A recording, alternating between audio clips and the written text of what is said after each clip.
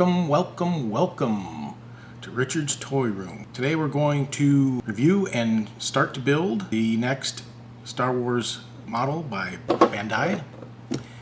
This is C-3PO, 1/12 scale plastic model kit, made in Japan. If you saw my R2-D2/R5-D4 video, this is in the same series, same scale, and it is a snap together kit as well. I took a quick peek through the instructions and they do have some options on this kit as well, which I will point out as I go through either the building or the instructions on it. So let's get started.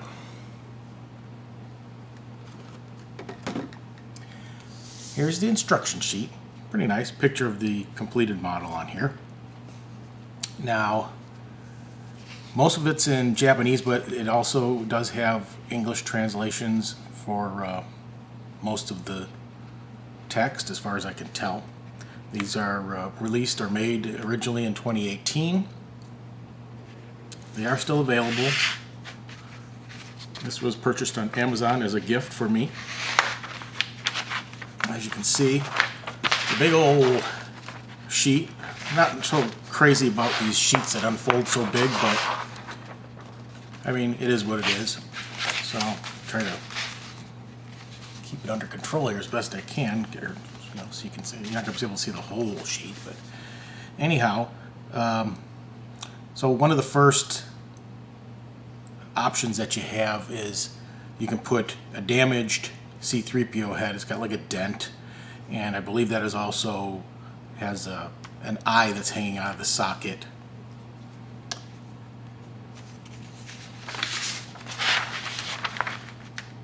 We'll go over this when we're building the kit, but I'm just kind of showing you how it is. These are very, very, very detailed kits. They're fun to build, though. I mean, for all the details and stuff in them. This shows you all the parts trees that you get.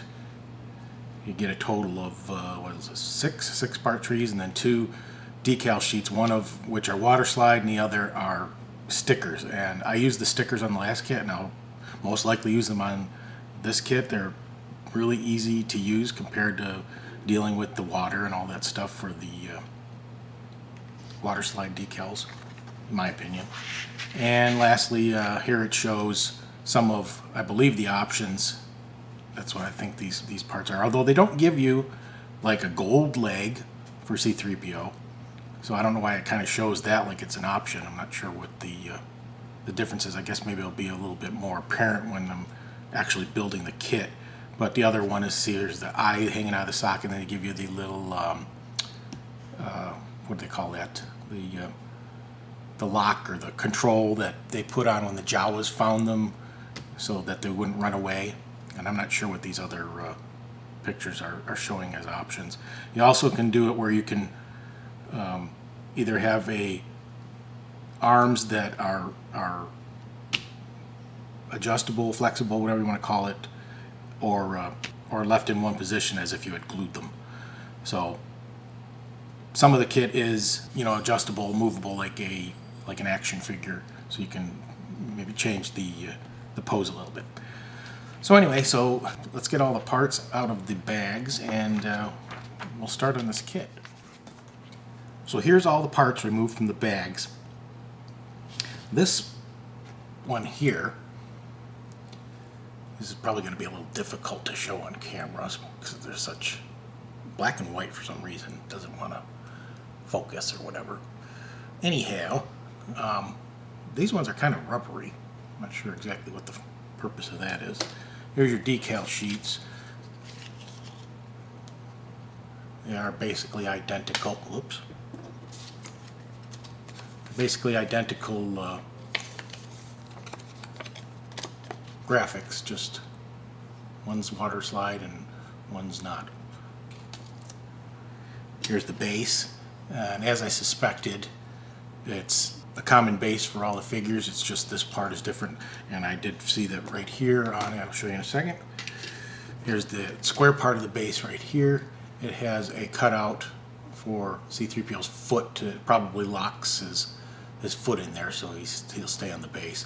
Now, I'm always impressed with these multicolored sprues. That's pretty neat. This has clear parts on it, gold parts on it, red and black. These are also a little flexible, but not quite as flexible as that black one over here. Now these I'm very impressed with. In fact, after looking at them, especially out of the bag, I think what I'm going to do is I'm going to get some rubber gloves when I'm building this so that I don't get finger oils on this beautifully metallized finish on these. I mean, this is gorgeous. Well, this one's chrome, so there's nothing really new on that. I mean, you've seen that on cars, but actually this is like mirror finish on these parts. And I'd hate for finger oils to damage that and not be able to get the fingerprints off. So I think I'm going to wear some rubber gloves when I put these on, or when I build this kit. Here's the other one. Look how shiny these are. These are beautiful.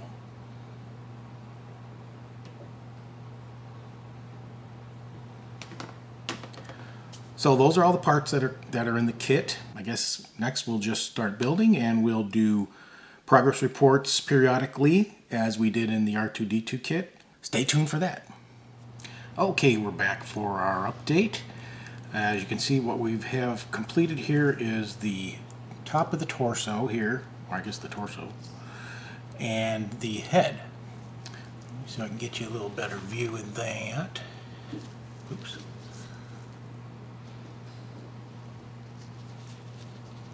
Kind of hard to show everything here.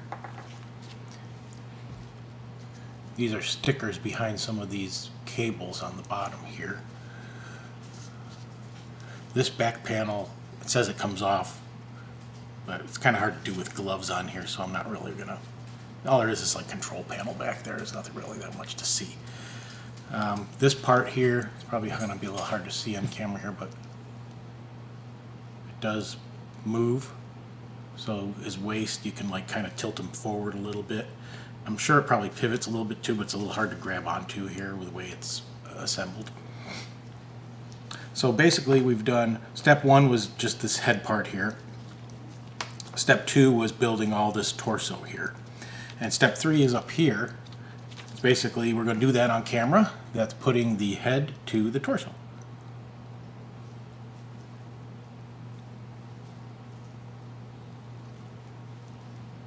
And there we go. His head turns, moves slightly up and down, side to side. So that's where we are right now. Maybe we'll come back right around step 6 or so.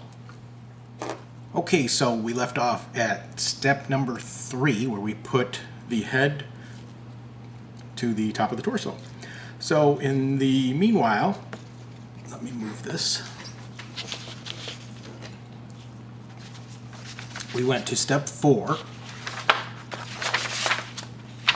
Step 4 was putting the, what would you call that? The waist part, all that together, and then attaching that to the part that we already did. Snap that up. That was step 5. And then we moved on to step 6, which is the right leg. That's this one here. As you can see, this is the one that's got the silver lower part of the leg, and we built all the pieces in that. The foot pivots a little. It does turn side to side. I'm not sure if that's something the robot could actually do, or I would assume it does. And it also obviously bends at the knee. Very nice. And then after that, we went to step 7 over here, and that was basically doing the same thing, but the left leg, which is all gold, has the same movements as that right leg, of course. So finishing all that, and then we will complete step number 8 on camera. So that's basically putting the legs on. So you just take the leg and the post, line it up, push it up in here.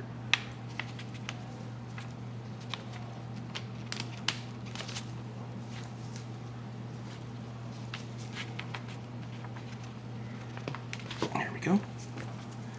And the next one.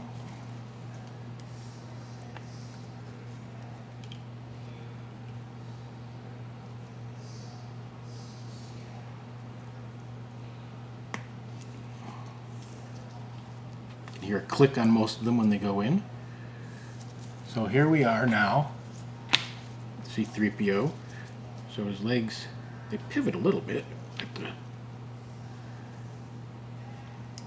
up there.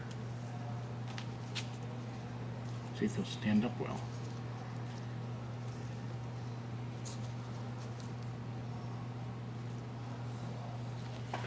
Yeah, he's gonna look pretty sweet. So let's see, I'm guessing the only thing really left are his arms and possibly a couple of decals that might be going on in the during the assembly. I'm not going to dust him up and make him look dirty or anything like that, like he was in the beginning of the first movie, but I'll definitely take a soft rag and wipe off any fingerprints that may occur between now and the finish. But we'll come back and we'll put his arms on camera as well, and I'm pretty sure that'll be the end of the assembly. Okay, so now we're back for the final assembly and reveal. We left off starting at step 9, which was starting to build the arms. Now, on the arms, there are two options, and you can actually build both of them so you can swap them out. So you've got these here, which are the fixed arms. They don't move at all. And, well, the hands move, but the elbows don't move, and they will pivot as much as, you know, the design allows. But those are just not nearly as cool as these arms, which I'll try to show you this as best as I can.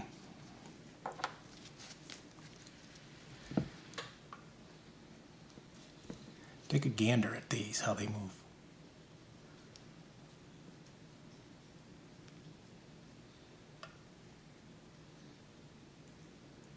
Can you see the, like, these parts here are actually like sliding inside when the elbow moves. That's pretty cool. Now, one thing that I did not do on the what the kit recommended was, I'm gonna have to zoom in here for this one. Maybe you'll be able to see this a little better.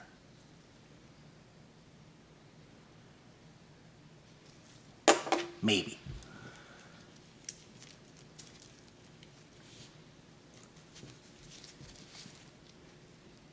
I don't know if you can see in the palm of his hand, there's the fixed one has a decal, but it looks, I thought it looked kind of crappy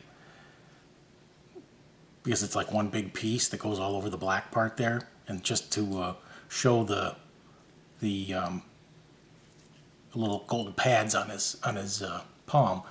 So I just took this here. This is focusing. It's a Pentel gel pen, metallic gold, and I touched that up.